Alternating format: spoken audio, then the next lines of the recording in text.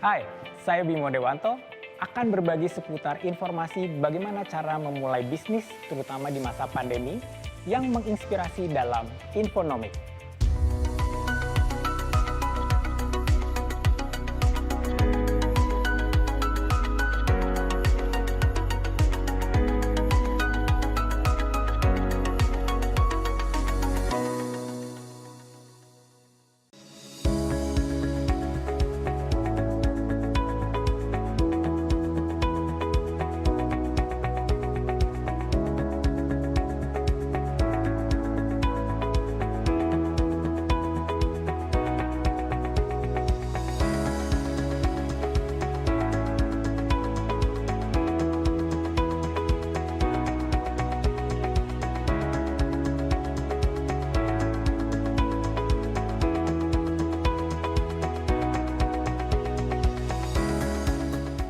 Di masa pandemi ini, kalau kita mau memulai bisnis, kita harus mencoba melihat apa yang kita bisa lakukan dulu.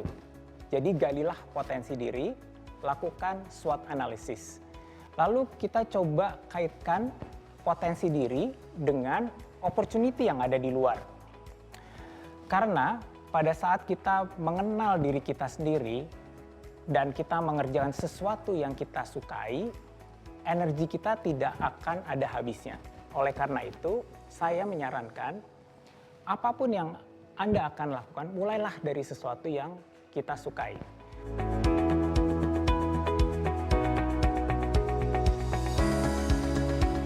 Waktu yang tepat itu tergantung semua dari diri kita.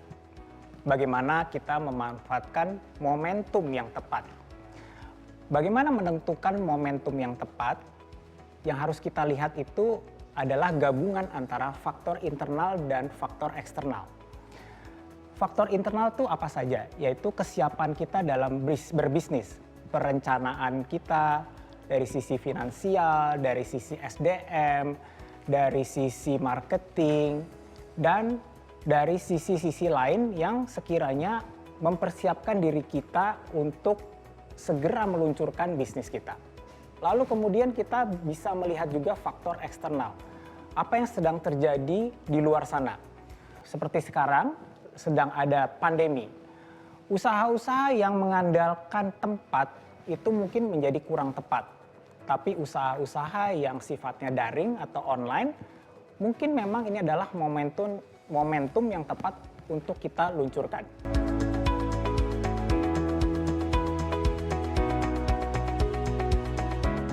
Bisnis yang cocok untuk pemula, pada dasarnya itu jawabannya adalah kembali kita melihat dari apa yang kita miliki secara talenta, secara kelebihan ya, dan secara pengalaman. Nah, dengan kita melihat ke diri kita sendiri, misalnya secara talenta kita adalah seseorang yang jago masak. Nah, di sini kita bisa memulai bisnis dengan sesuatu yang kita sudah familiar dan kita sudah memiliki pengalaman. Sehingga melakukan bisnis atau memulai bisnis menjadi tidak terlalu sulit. Tapi kalau kita memasuki area bisnis yang kita belum pernah tahu sebelumnya, tantangannya akan jadi lebih banyak. Oleh karena itu, saran saya untuk para pemula, marilah kita kaji diri kita sendiri, apa yang bisa kita tawarkan dan solusi apa dan value apa yang bisa kita tawarkan kepada calon pelanggan kita. Yang kedua adalah mengenai personality. Kita juga harus melihat tipe personality dari diri kita. Misalnya kita adalah orang yang outgoing, yang senang bertemu dengan banyak orang. Bisnis yang mengumpulkan banyak orang seperti restoran atau kafe mungkin cocok untuk orang dengan tipe seperti ini. Tapi buat orang yang agak introvert, mungkin bisnis online akan menjadi lebih tepat karena dia akan beroperasi di belakang layar.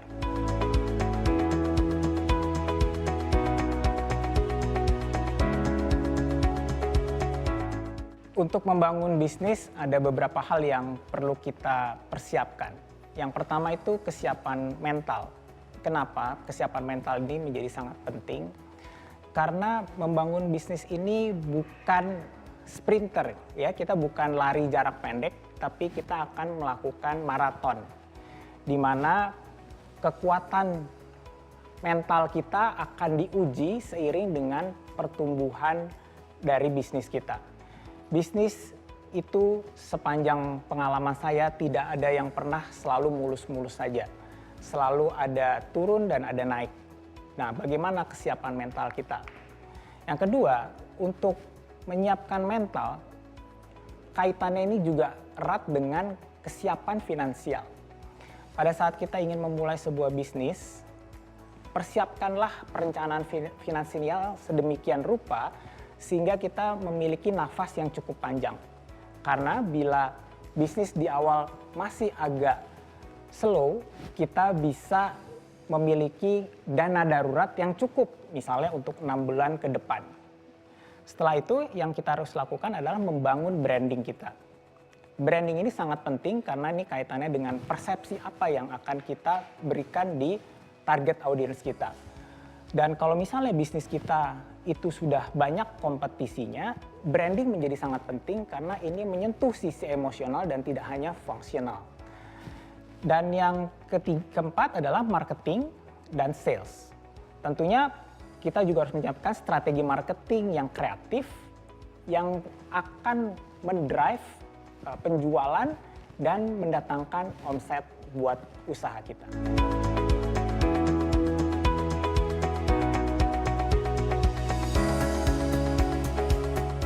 Perencanaan matang itu penting. Jadi kita sebelum memulai bisnis harus melakukan analisa-analisa supaya kita lebih teryakini bahwa bisnis ini akan berhasil. Ketakutan itu memang sudah menjadi sifat dari semua manusia. Saya sendiri juga mengalami apa yang dinamakan fear atau ketakutan sebelum memulai sebuah bisnis. Fear ini nanti akan juga mendorong kita untuk melakukan apa yang dinamakan overthinking. Nah, disinilah di mana bisnis itu bisa menjadi sulit tereksekusi karena kita terlalu banyak berpikir dan tidak mencobanya dan melakukan eksekusi dari bisnis atau ide yang kita pikirkan. Bagaimana kita bisa menanggulangi ketakutan ini? Salah satunya itu adalah membuat prototipe dari ide-ide kita dan mencoba mempresentasikannya atau melakukan trial and error di kelompok yang lebih kecil dulu. Dengan begitu, kita bisa melihat atau mendapatkan insight dari kelompok ini dan mendengarkan masukan-masukan dari mereka.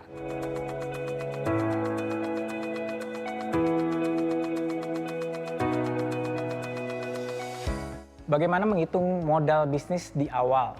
Tentunya kita harus mempersiapkan modal awal yang terdiri dari modal investasi, modal kerja, dan modal operasional. Apa saja sih mereka ini? Modal investasi adalah modal yang kita persiapkan secara keseluruhan yang meliputi juga modal kerja dan modal operasional. Jadi kita hitung semua yang kita perlukan, dana-dana yang kita perlukan agar bisnis ini bisa segera berjalan. Lalu kita masuk ke modal kerja. Modal kerja ini biasanya menghitung dari sisi kas yang kita perlukan, ya, dana cash yang kita perlukan untuk misalnya berapa bulan ke depan. Lalu kemudian alat-alat apa saja yang harus kita persiapkan, aset yang harus kita beli, dan juga inventory untuk persiapan bisnis itu sendiri. Sedangkan modal operasional itu adalah persiapan modal untuk membiayai operasional selama beberapa bulan ke depan. Dan ini biasanya memang dihitung dari bulan ke bulan.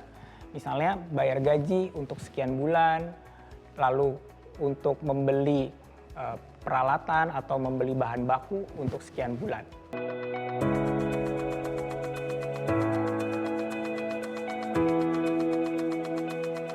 Dalam berbisnis, modal itu penting tapi bukan segalanya. Yang penting itu adalah ide kreatif di baliknya. Kalau kita ingin memulai bisnis dengan sedikit modal dan cukup aman, pebisnis di masa sekarang dimudahkan juga dengan banyak informasi yang tersebar luas dan merata di internet. Ada banyak program atau paket modal dari pemerintah maupun swasta yang memberikan tidak hanya manfaat finansial, tapi juga pendampingan kepada para pelaku usaha, terutama di masa pandemi. Pemerintah punya program pemulihan ekonomi nasional atau PEN yang fokus untuk pembiayaan UMKM, yakni bantuan produktif usaha mikro ataupun program kredit usaha rakyat. Bantuan permodalan seperti ini harus dimanfaatkan sebaik-baiknya oleh para pengusaha.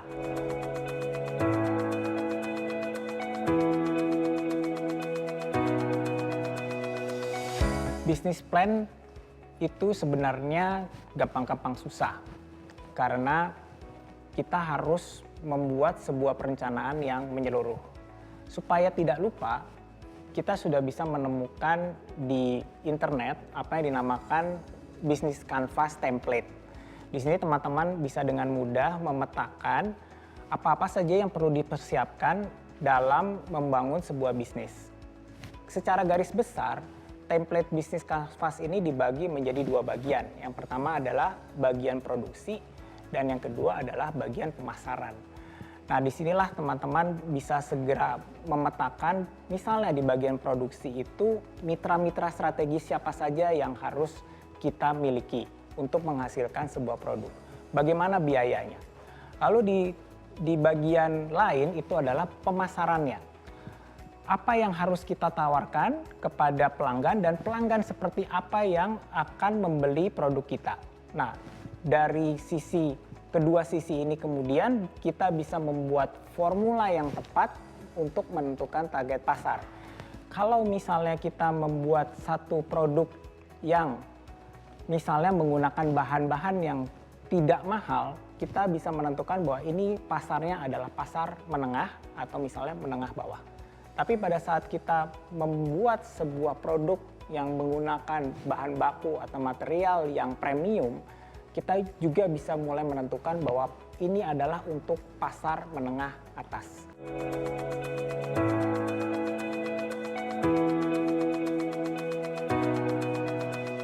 Kalau kata orang, nama itu adalah doa. Jadi seperti kita misalnya memiliki anak, lalu kita memberikan nama yang bagus, itu sebenarnya adalah doa orang tua. Begitu pula juga dengan brand. Brand ini selayaknya seperti anak kita, atau seperti baby kita, kalau orang bisnis bilangnya seperti itu. Di mana nama menjadi penting karena nama itu doa kita supaya brand ini kemudian menjadi relevan dengan audiensnya. Di zaman sekarang, nama itu juga menyangkut dengan persepsi dan asosiasi dari orang yang mendengarnya atau membacanya.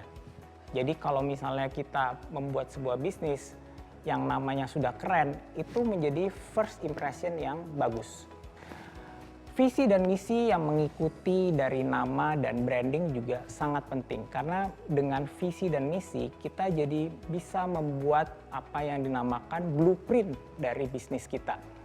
Dengan blueprint ini, kita jadi tahu arah dan tujuan bisnis. Karena bisa saja kita bisnisnya sama dengan tetangga misalnya. Tapi secara visi dan misi bisa sangat berbeda. Misalnya ada satu usaha yang visi dan misinya benar-benar profit oriented dan bisnis yang sama yang dimiliki oleh orang lain visi dan misinya lebih sosial tapi bisnisnya bisa sama. Nah, tapi secara eksekusi kedua bisnis ini akan berbeda.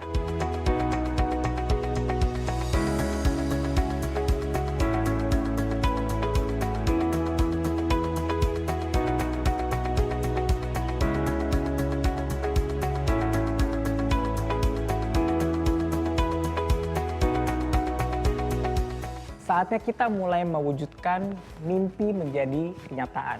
Berbisnis tidak cuma butuh modal, melainkan niat dan tekad yang kuat untuk mewujudkannya.